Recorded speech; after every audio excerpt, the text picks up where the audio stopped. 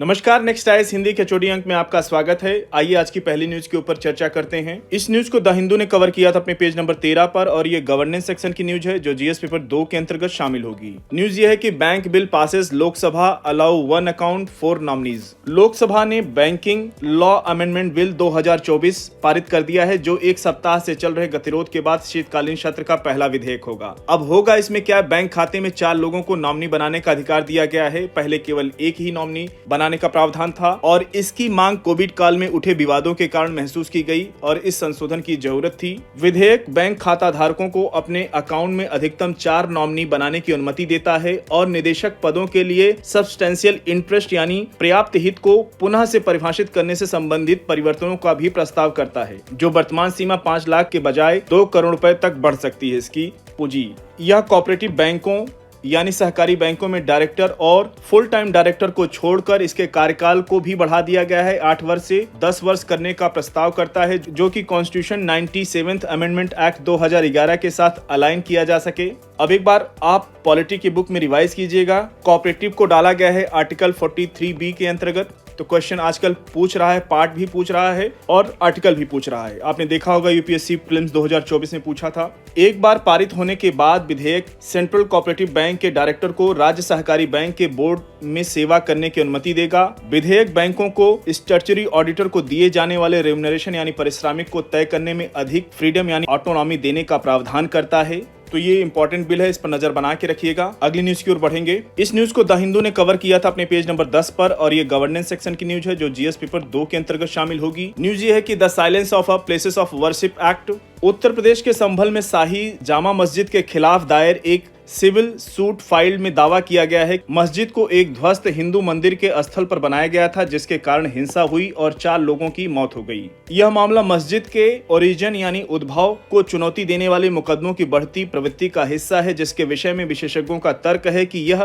Places of worship special provision act 1991 यानी पूजा स्थल विशेष प्रावधान अधिनियम 1991 का प्रावधान करता है। बाबरी मस्जिद विध्वंस के बाद प्रस्तुत किया गया यह अधिनियम पूजा स्थलों के धार्मिक चरित्र को उसी रूप में अलाइन करता है जैसा कि 15 अगस्त 1947 को मौजूद थे और उनकी स्थिति में परिवर्तन को प्रतिबंधित करता है। इस अधिनियम के स्पष्ट इरादे के बावजूद इसकी संवैधानिकता को चुनौती देने वाली याचिकाओं का दावा है कि यह हिंदुओं को मुस्लिम शासकों या उपनिवेशवादियों द्वारा कथित रूप से बदले गए वर्शिप प्लेसेस यानी पूजा स्थलों को पुनः प्राप्त करने से रोकता है। चंद्रचूड़ की 2022 में दायर याचिकाओं में यह सुझाव दिया गया कि अधिनियम किसी स्थल की 1947 तक की स्थिति के विषय में पूछताछ को नहीं रोकता, जिससे विवाद पैदा हो गया है, क्योंकि इससे 1991 अधिनियम की मंशा के विपरीत और अधिक मुकदमों का द्वार खुल सकता है। आने वाले टाइम में इस तरह के और भी मुद्दे विवादित हो सकते हैं। अगली न्यूज की ओर बढ़ेंगे। इस न्यूज को द हिंदू ने कवर किया था अपने पेज नंबर 13 पर और ये गवर्नेंस सेक्शन की न्यूज है जो जीएस पेपर 2 के अंतर्गत शामिल होगी। न्यूज ये है कि centre purposes 95% government job reservation for locals in Ladakh. मंगलवार को हाई पावर्ड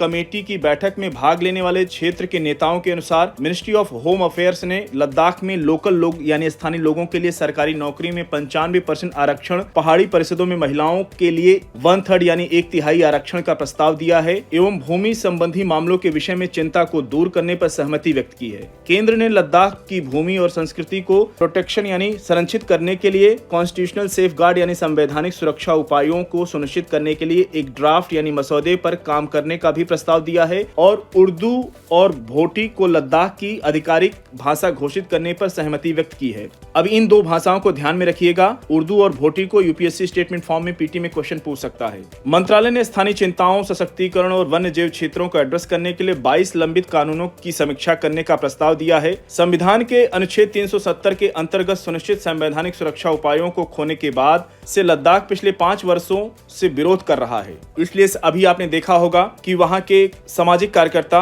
बहुत लंबे टाइम तक प्रोटेस्ट किया था, धरना दिया था। अगली न्यूज की ओर बढ़ेंगे। इस न्यूज को द हिंदू ने कवर किया था अपने पेज नंबर 15 पर। गवर्नेंस सेक्शन की न्यूज है जो जीएस पेपर 2 के अंतर्गत शामिल होगी। न्यूज ये है कि Rajya Sabha passes bill to the delink petro from mining. Rajya Sabha ने oil field regulation and development amendment bill पारित कर दिया है, जिसका उद्देश्य पेट्रोलियम ऑपरेशन को माइनिंग ऑपरेशन से अलग करना, मिनरल ऑयल यानी खनिज तेलों की अभिव्यक्ति का दायरा बढ़ाना और अन्य प्रावधानों के साथ पेट्रोलियम लीज की अवधारणा को प्रस्तुत करना है। ऑयल मिनिस्टर हरदीप सिंह पुरी ने कहा कि विधेयक में प्रभावी विवाद समाधान, दंड लगाकर प्रावधानों को गैर आपराधिक प्राधिकरण करने और ऊर्जा संक्रमण को सुविधाजनक बनाने के लिए माहौल बनाने का प्रावधान किया गया है। अगली न्यूज की ओर बढ़ेंगे। इस न्यूज को पीआईबी ने कवर किया था और ये सोशल जस्टिस की न्यूज है जो जीएस पेपर 2 के अंतर्गत शामिल होगी। न्यूज ये है कि prime minister mark 9 year of Sugamya Bharat Abhiyan, 9 वर्ष पूर्व सुगम्य भारत अभियान जिसे एक्सेसिबल इंडिया कैंपेन के नाम से भी जाना जाता है, ने भारत को एक ट्रू इंक्लूसिव सोसाइटी यानी सच्चे समावेशी समाज में बदलने के मिशन की शुरुआत की थी। माननीय प्रधानमंत्री द्वारा 3 दिसंबर 2015 को लॉन्च की गई यह प्रमुख पहल दिव्यांग व्यक्तियों द्वारा सामना की जाने वाली लंबे समय से अनदेखी की गई चुनौतियों का सीधा जवाब थी।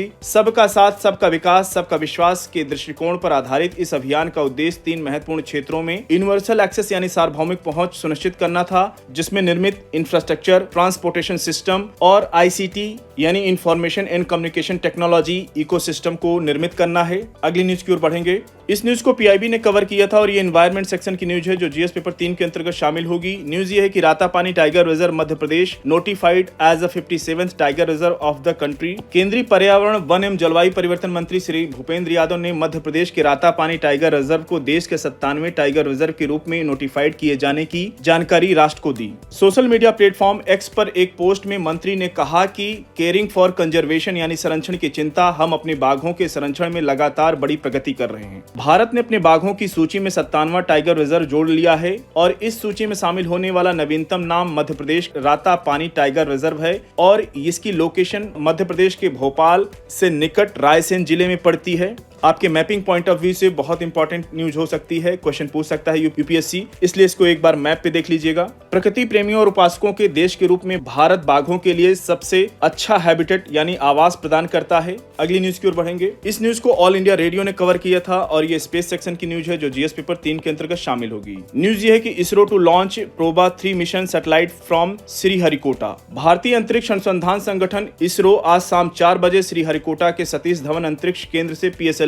C-59 प्रोबा 3 मिशन लॉन्च करेगा। PSLV C-59 यूरोपीय अंतरिक्ष एजेंसी के प्रोबा 3 उपग्रहों को हाईली एलिप्टिकल ऑर्बिट में लॉन्च करेगा। इसरो की वाणिज्यिक शाखा न्यू स्पेस इंडिया लिमिटेड को यूरोपीय अंतरिक्ष एजेंसी से यह ऑर्डर मिला है। ऑर्बिट में पहुंचने के बाद प्रोबा 3 सैटेलाइट 2 भागों में विभाजित हो जाएगा। सैटेलाइट सूर्य के कोरोना, उसके आसपास के वातावरण, अंतरिक्ष के मौसम और सौर हवा का अध्ययन करेंगे। ये क्वेश्चन पूछ सकता है यूपीएससी में, इसलिए इसके उद्देश्य को आप जरूर अच्छे से कवर कीजिएगा। साथियों, आज के HOD अंक को यहीं पर समाप्त करते हैं। मिलते हैं नेक्स्ट अंक में कुछ और इंपॉर्टेंट न्यूज के साथ। तब तक जुड़े रहिए नेक्स्ट आइस हिंदी के साथ। धन्यवाद।